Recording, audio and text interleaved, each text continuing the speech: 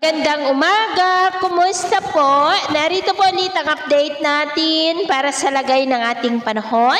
Ngayong umaga po ng November 28, 2025. Sa ngayon po ay nakalayo na ang bagyong Verbena pero nakahatak pa rin ito ang amihan na nakakaapekto po ngayon dito sa Northern Luzon, lalo na po sa may northern part at extreme Northern Luzon.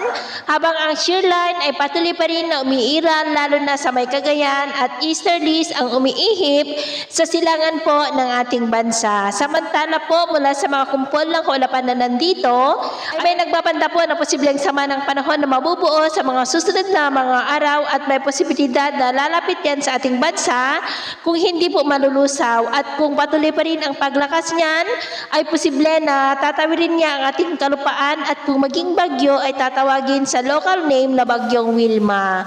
Pero paalala lamang po na maaari pa na magbago ang forecast na ito lalo na at nasa malayo pa ang kaulapan na ating binabantayan. At sa lagay naman po ng ating panahon, ngayong madaling araw ay maayos naman ang panahon sa malaking bahagi ng ating bansa pero may mga isolated rains pa rin sa ilang bahagi ng Cagayan, Apayao, Isabela, Infanta, northern part ng Palawan, ilang bahagi ng Bohol, Tawi-Tawi at Holosulu. At mamaya po ay sisikat naman ang araw sa malaking bahagi ng ating bansa pero may chance pa rin ng maulap na kalangitan with isolated rains sa ilang bahagi po ng Cagayan, Apayao, Isabela, Palawan, Zamboanga City, Basilan, Holosulu at Tawi-Tawi. At mamayang hapon, mas maraming lugar po ulit ang makakaranas ng mas maulap na kalangitan with isolated rains. Kaya mag-ingat po tayo sa mga banta ng mga pagbaha at pagguho ng lupa.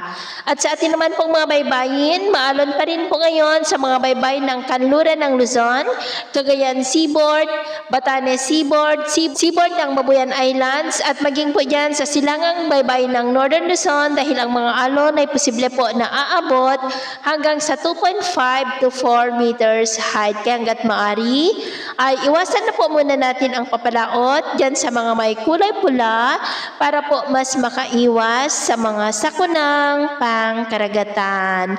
So yun po ng latest update natin sa araw na ito. Ako po muli si James na nagsasabing sa kahit na pagsubok po na darating sa ating buhay, huwag na huwag po tayong mawawalan ng pag-asa. Thank you and God bless!